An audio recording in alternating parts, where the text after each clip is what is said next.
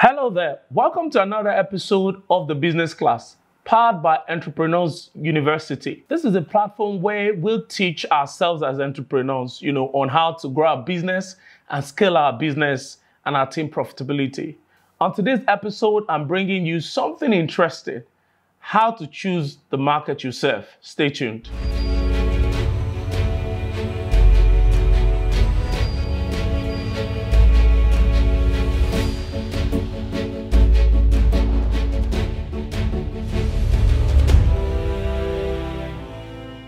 Welcome back, guys. But before we go any further, I'd like you to subscribe to our YouTube channel and follow us across all social media platforms.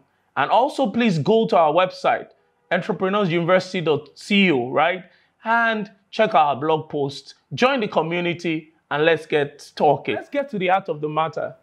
Guys, when it comes to the issue of choosing the market to serve, it can be a very tricky one for startups and even ongoing concerns, right? And I'm going to explain. So the whole idea is, how do you choose a market that is profitable, that is stress-free, and you can actually serve properly?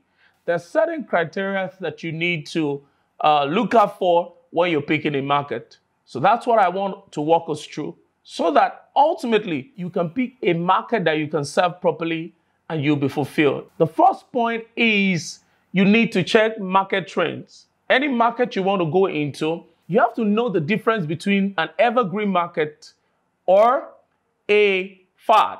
And that's why most people make mistake. Now, especially in Nigeria, right? Lots of things are coming. People talk about Forex, people talk about Bitcoin, people talk about different things, and people are jumping to different things, right? One of the things you want to do is to check the trend in the market you're trying to pick.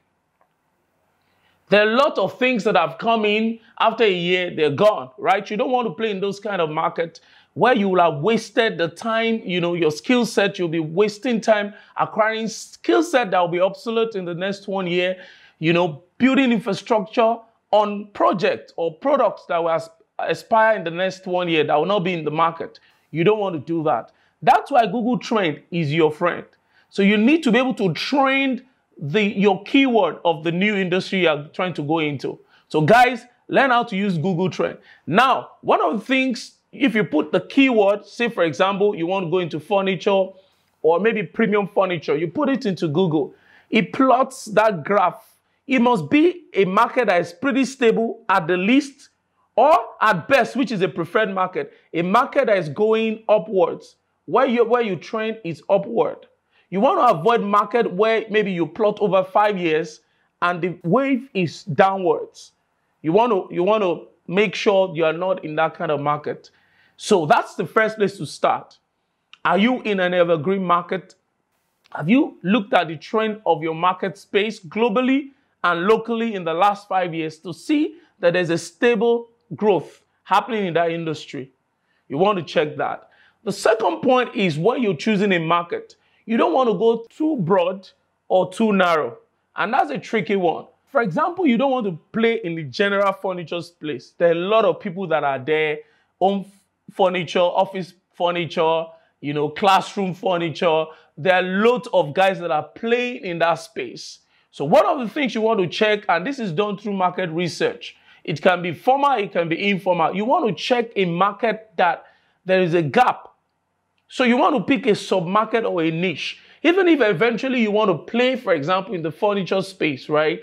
But you want to start with a niche where they actually need your product. You don't want to play too broad. You might not even have the competence or the financial muscle. And remember, there are entrenched and established players playing in the industry. They are going to swallow you. So you want to be strategic, to look at your internal competence and look at unmet need within the broad market and attack that niche where there's a pain point and you can address it. The third thing you look out for when choosing a market is a market that gives you opportunity for future sales. In that instance, you're looking at, does this market have certain future problems, right, that the people that are patronizing you will have in the future? So in this instance, you are looking at market where there's opportunity for upsell, which means that maybe it's a recurrent market, right? People have to replenish the service or the product. One of the greatest business model that you can have is retainer. For example, if you're into service business or a product line where people are always refilling. An example are when you go into fast-moving consumer goods. But there are other ones like, for example, home cleaning, and lots of other business models that allows for recurrent revenue, not a one-off sales, right?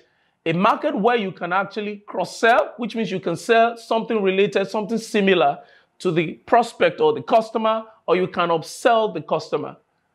So you want to look at that when you're going to your market. Future sales, future opportunities are very important in choosing a market. The fourth point is that you must go into a market that have players with money. Don't forget that. It is not good and very frustrating when you go to a market where people cannot actually afford your product or your service. So in choosing your market, you need to be sure that either you're making money based on scale, which is very tricky, or you're making money based on volume, or you're making money based on the deal size. In all, the one that makes most sense is where the deal size is large. Because you know why? You can actually commit marketing dollars or marketing naira, as the case may be, to that, right? You don't want to spend money where you can't get return on your marketing naira back. So you need to be careful. The price point must be high enough. The deal size must be big enough so that you can spend the necessary marketing budget to acquire those customers. So you need players with money. You don't want brokers, right? You want people that can actually afford your service. You need to check the market ability to afford your product. And the last point is that you need to choose an enthusiast market. What do I mean by that? Not only do they have the power to play, which is the last point, they are also, interested, very much interested in your product. These are the prospects that have not only the money, but there's a sense of urgency to solving the problem and the pain point that your product addresses. You don't want to bank your sales on future sales or prospecting all the time. You want clients that you can actually convert immediately. So there must be an enthusiast market. People that are willing and able. The fourth point about players with money is the ability, the capability to be able to pay you. The other one about this enthusiast market is their willingness to pay you and pay you at the right time on time. So guys, these are all the points or fundamental areas you need to look at when you're choosing a market to serve. And guys, we have lots of content coming to you every day of the week on Entrepreneurs University's platform. So subscribe to our YouTube channel and join us across all social media platforms. We'll be there to answer your questions. And please feel free to drop comment below. Ask your questions. We're ready to answer you. Remember, this platform is a massive community. It's for entrepreneurs by entrepreneurs. Loads of content are coming every day, and there are other events that we're soon going to launch. So you want to stay tuned and keep it locked down on this channel. Thanks.